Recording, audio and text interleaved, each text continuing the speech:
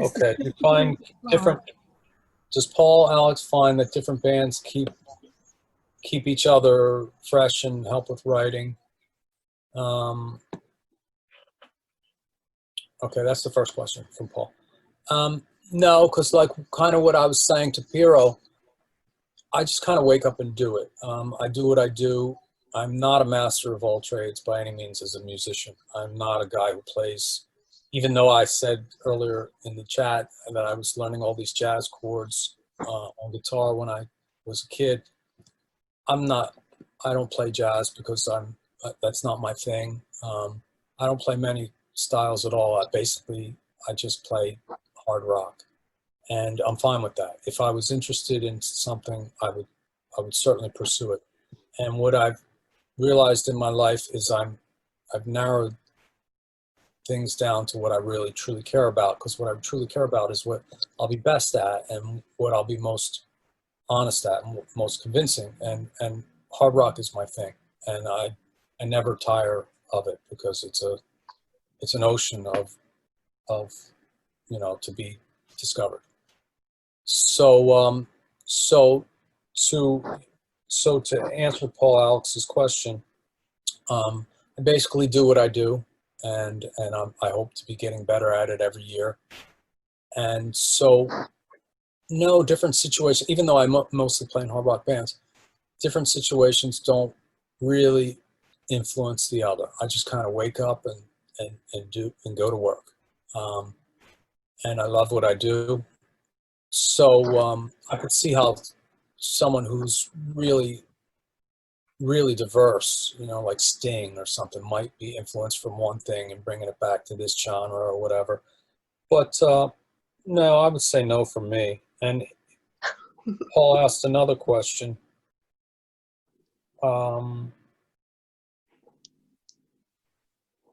Would I like commercial break while you find your next question? A commercial break. So he says, would I have liked to have been UFO back when they first made their mark?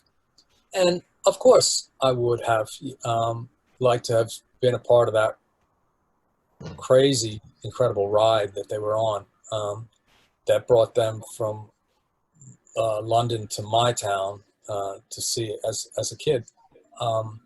But I was there in the audience, and it would have been great to be part of that, and to and hopefully it can happen again, right? I mean, it's happening still, but yeah, they were definitely hitting the mainstream there in about 1979, 1980, and so yeah, it would have been great to be a part of that, but I'm a part of it now, and I was there in the audience back then. We've actually got your a picture of you holding your ticket, haven't we? Somewhere you yeah, on the web. It was that Get Ready to Roll website, is it, or? Yes, it might have been. Yeah. But still there probably if you dig deep enough. My ticket from 1980. Yeah. UFO at the Tower Theater in Upper Darby, Pennsylvania. That's the one. Vinny and I didn't meet Vinny, and I grew up in the same city, and we're about the same age. And I certainly heard of him since I was in high school, because even before he was famous in our little town, in our city, among kids. And we never met until I was in UFO, though. But Vinny and I were at a lot of the same concerts at the Spectrum in Philadelphia. I know we saw, I think we saw Rainbow. We were both there at Rainbow, I believe, and a bunch of concerts we were both at, but we didn't know each other or meet each other, which is interesting, So, I just lost my notes. So, Paul asked, how did I get the UFO gig? So Vinny is friends with Ron Bumblefoot Thal, formerly of Guns N' Roses, and he's currently in Sons of Apollo, which is a kick-ass band. So Vinny asked Ron if he knew any solid bassist, and Ron recommended me. I had done a lot. I play in Sebastian Bach's band. We had done a lot of shows with Guns N' Roses, so I met Bumblefoot, and I was becoming a friend of his. And I watched them every night, and was pretty blown away. And so through that connection of Ron seeing me play, he recommended me to Vinny. It also helped that Vinny knew my brother-in-law slightly, and a friend got me Vinny's email address, and so that's how it happened. And that was it, I guess. I met Kate. It was 2008. We played it in, started in Baltimore in USA, Baltimore, Maryland. And I actually have a picture of me practicing, holding the bass, standing out in the parking lot outside the bus, just standing there playing before the gig, first gig. Making sure I had all the parts right, not reversed like what Kate's saying in the wrong order, which I'm sure I've done. But yeah, so that's how I got the gig. And I'm looking, sorry about this, that I have it on a phone and have to reference it. That's all I see for Paul. Rob, it's proof that we're live. Is Paul Alex, Paul Nathan? It is, yeah. Okay, so anything else, Paul? Well, no, it's just I did have a photograph when you did Seven Deadly. You played a small theatre, which is about 15 minutes from my house. And as we came out, we'd gone to see Kate. And as we came out, you were by the bus in the sunshine with your guitar running through your lines. And that was one of those sort of great images. And what year was that? That was a year or two later, right? Yeah, that was Seven Deadly. Was it 2009, I think, or 2010 maybe. Paul, was that at Milton Keynes, where it was a sit-down gig, and Phil came off the stage and got into one of the seats, got somebody to stand up, and he got in the seat, didn't he? Yeah, I remember Milton Keynes. Was that the Stables? Yeah, the Stables. Was that the Stables, Paul? Yeah. Yeah, I remember that gig. Yeah. Yeah, it was fun. It was different for us. It was a very nice place, and it was a little bit more like. Pardon? The catering was wonderful. Best I remember in the whole of the room. Yeah, the bright room with all the sun. Yes, yeah. The bright room with all the sun. But it was like, I mean, we appreciate every gig, but I remember it being a little, it was a little posh for us. Yes. It's an unusual venue for a band. Rob, have you heard of the singer Cleo Lane and Johnny Dankworth, the jazz? I've heard the name Cleo Lane, but no, I don't know the music.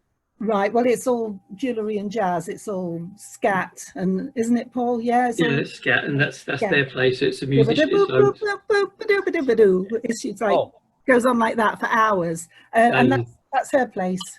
Oh, and she owns it, and she's alive. Yeah. She's still going. Oh, nice. So it's run by musicians for musicians, and it holds about 250 people, and it's great. Yeah, it was very small, I remember. Yeah. It's not a rock gig. It wasn't on par with the Enormodomes we did on the rest of that tour, right, Kate? Yes. The Enormodome was booked in Milton Keynes. I don't know how it happened, but honestly, it was worth going just for the catering, really. Actually, I was joking, but I saw Metallica play in a place that held about a few hundred people on their And Justice for All tour in like 1990 or 1991, I think. They wanted to play all 50 U.S. states, and I was down there visiting my family, and Delaware doesn't have a big venue because it's the second smallest state in USA. So they booked a club, and I happened to hear about it in time and bought a ticket, and I saw Metallica from like, a little tiny place. So that was people's experience in Milton Keynes that night, to see UFO in a tiny little intimate setting. It was great. Great night. Well, anything else? No, I've taken up a lot, thank you. We've got Liz's questions, I think. Hi, Liz Weil. She's been so patient. Thank you for your patience. I feel like I had a lot of similar questions as everybody else too. So this was just awesome. And feel free to make up any other ones. Well, I'm lying all the answers are lies anyway, so it doesn't matter. It's just all impromptu, right? Yeah, yeah. Oh. So, yeah, Rob, you're just Ever- really ever developing see your Did skills as a you ever see songwriter. Liz, did you ever see a David Lee Roth interview? No matter what you ask him, he's going to say whatever he wants anyway. So it has Exactly. nothing to do with the question. So, all right. Sorry I cut you It's off. all rock and roll. Oh. I think But no, Rob, you're just, I remember seeing you the first time with UFO in 2008, and I can't believe that was 12 years ago. And you're just so professional and such an artist. And so you're a perfect fit in UFO. Thank you. And Thank you. Was that at the House of Blues? was that it you the thought- first, Aurora? Aurora? Yep. It was at the House of Blues in Oh. 2008. It was the first time I ever saw Rob. Yeah, and that tour, Karen, I was playing a P bass, a Fender Precision. That's before I got the Thunderbird. So yes, so you were saying, and well, thank Yeah, you, that's Liz. funny, Rob, because I was asking questions about the bass too and how you felt about playing the Thunderbird. So that was cool hearing that. Yeah, it's interesting that it was designed the visual Car design man? that was designed by a car maker. Cool. Gibson wanted to kind of go out of the box, and I think they felt the way to do that was just hire someone who's not, in their circle and who wouldn't look at it like as a guitar maker, and then they would adapt those ideas. So. Yeah, very interesting. The coolest thing I think I've heard you say this morning is that you sold your car as a young man to pay for your musical education. It was a 1960 Corvette. Are you kidding? Oh, Rob, that just proves your. My family is a Corvette family. My dad. I love Corvettes. Oh Yeah, my God! my father owned first year Corvette 1953 serial number 5. Are you kidding? Oh my gosh! He bought it. I had no idea. He bought it's. I mean, he sold it when he was young, and it's worth. It's a national treasure. So who knows how much it's worth? But Wow. he bought it in about 1960, and he sold it sometime after that. And he now owns a 1954, which is a second year Corvette. It looks exactly like the one that he had and sold. Because the first 3 years they looked the same. Does he drive it? Does he?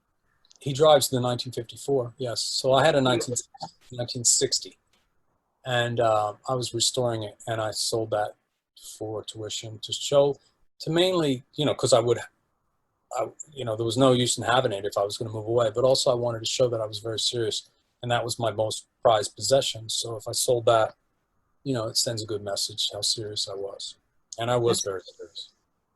Absolutely. Wow. How have you been keeping busy during the pandemic other than songwriting? Well, I've been spending quality time with loved ones and family. Nice. And a lot of songwriting. But definitely, I visit my dad whenever I can, and my sisters. And Does your dad and your family all live close to you in New York? no, they don't. They still live in Delaware. Oh, okay. So yeah, I'm lucky to have them, and I think I just I've slowed down. Everyone has had to slow down. There's not much. There's a lot you can't do, but it's good to focus on what you can do during COVID and staying safe and staying healthy and staying smart and just Yeah. Have you been in touch with the guys in UFO? Have you spoken lately with Phil or Andy or Vinny? Yeah, I went to visit Vinny and stayed, about 10 feet away from him. I've sent emails to the other guys. I watched Neil's Zoom chat, which was really good. Yeah, we stay in touch, absolutely. I mean, you know, it's been such a big question mark this year. You know, like originally we were going to do a lot of these shows, and then it just, you know, as the year goes by, it gets Yeah. more and more obvious that this is. You can't make any plans because things Can't make any change every plans. week. It's a big Yeah. question mark. So, but yeah, we have been in touch. Do you think there's any chance we will ever see another UFO studio album? Maybe Well, we wouldn't have maybe months back, but now maybe with this going on, maybe, like you said, with all of the time that everybody has now, maybe that could be a possibility. I would say never say never, never say never, but that's obviously Phil's call.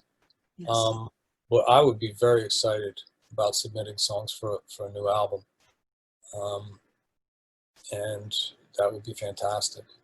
I know Phil still has a lot of art left in him if he chose to do it. It's just a matter of where his focus is. And I don't mean to be greedy with it. We have 22 beautiful studio albums from UFO, and yeah, but I would love to be a part of a new record. Yeah, and this would be a good time. yeah. Well, anytime's a good time. You know, we did the last one when we were full on working, and I think meaning Salentino Cuts and Conspiracy of Stars.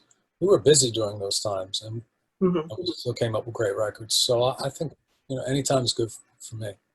I think UFO is the hardest working band. All of the shows that you do for all of your fans all over the world. And we all love you for it. It's the hardest working band out of the bands I'm in. Absolutely. We do more shows than any other band I'm in. Yeah. There was one year we had a down year, Kate. 17 or 18? 18. It was 18. There wasn't much happening, and then, well, I don't think there was one show in 18, and that was after. It was when Phil decided that he was going to cut the tour in, and so we went nearly about a whole year without touring, and then we got the 2019 shows, Yeah. which ran into 2020. Yeah, we're a hard-working band, definitely, and I love it. I love that. You know, I like staying busy. It's creative. It's fun. It's employment. It's so many things. It's artistic. You know, it's social. You know, being in a band is a lot of. It covers a lot of bases. You know, and they're all important to me and to most touring musicians. So. Mm-hmm. It's very important what you do. I mean, being able to give that to people, live music, and it just helps our lives, you know. I think Feeling helps that us. back. Yeah. Feeling that back from everyone is just incredibly powerful, and that's why we keep doing it. You know, it Yes. feels so good. People, you know, Strength. yeah, humans won't do things that aren't, you know, positive and rewarding. So, like, you know, when we go out and tour and feel that incredible energy from the crowd, you know, it's just something you know, we want to keep doing. And also, Rob, one of Pio and Yana's questions, which we didn't cover, almost covered it now, says, how much does it mean to see somebody who has been to a lot of your gigs? And yeah, it does mean a lot. You know, because I've been a fan of bands and have gone to tons of gigs, like Aerosmith. I've seen it a lot of times. AC/DC, Guns N' Roses, U2. You know, so I know how it is to want to go to a lot of gigs and want to feel that feeling. Like for me, when it's a band like the ones I mentioned, where I want to keep. It's like I want to keep going and feeling that magic, feeling inside me, and I can never get enough of it. And I feel like it's going to go away, so I just want to keep going to as many shows as I can. So it's you know, it's important, and we appreciate it absolutely. And when I see people who are connected like that, I try to take a couple minutes and just, you know, show them that I appreciate it and say hi. And, you know, so, I mean, it's tough because sometimes you're having a bad day or you're in a hurry or you couldn't talk to someone even if you wanted to because there's just not time, you know. So you try to appreciate people when you can, you know, and when you can make that connection, that personal connection, other than the music. I think you're very good at that, Rob. I think you're so good at that, and that's what makes you so professional. But every time I would just see you, you know, before a show, I just see you smile at me from the stage, which just, it's just so important, and it's so fulfilling and rewarding. Thank you, Liz. Thank you. It's what I mean. In the end, people are good at what they care about. You know, I think not just music or dealing with another human being. I think it's just, you know, the things that interest us are what we shine at, and I'm a rock and roll fan, you know, so I can relate to anyone who comes to a show and is really into it. And that's why I appreciate it. So it's I don't have to try. It's not acting or anything. It's just me, you know, Absolutely. being, you know, relating and appreciate I it. feel that. Yeah. Thank you. Thank you. Any other questions? Wendy, you've been waiting. Do you have another question or two or three or four? Questions that I sent to Kate, and two of them are follow-on to earlier questions. So one of them, you were talking about tube amps earlier. When you were in high school electric shock class, did you ever build your own tube amp? Or did you ever build any piece of gear for yourself? I was designing, no, I never built a tube amp. Ironically, I went to a vocational high school and I studied electronics. I bet your And to be honest, classmates at one of your gigs. one more time. I met your classmates at one of your gigs earlier this year. Oh, I was sitting at a table with all your childhood friends. yes. So They were friends from when I was from earlier than that. You met people who I was friends with since I was 9.